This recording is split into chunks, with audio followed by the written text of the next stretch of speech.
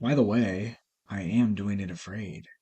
And we do have what appears to be a small deer individual whose legs appear to be trembling. Their eyes are open wide, perceptive, caught between fragility and determination. So, coming back to the textology here, when the author utilizes this extravagant gold font and they abbreviate by the way to fit perfectly within the frame of this individual deer character, it is somewhat of a reminder. I am doing it afraid. I'm still showing up. And I mean, this does appear to be a creature of innocence. The staggered leggage possibly evokes it being unprepared for the world that it stands in. And of course, looking at this visual image, we see a cracked concrete wall.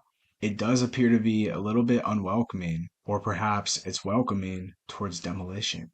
Yet the fragile individual deer character, though afraid, though seemingly unprepared, remains standing its ground.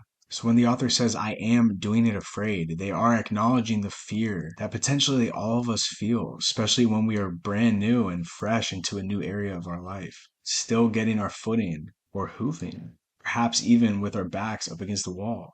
Just like the deer, by the way, I would like to note, we shouldn't wait until our limbs stop trembling to take our first steps. And the fear doesn't disappear, afraid, but it does lose its power to paralyze us. So perhaps when the author says, by the way, I am doing it afraid, the deeper lesson here is that acting out of courage is not acting in the absence of fear. It is the decision to act in its presence. So I would like to note the baby deer doesn't know the path ahead, but it steps forward.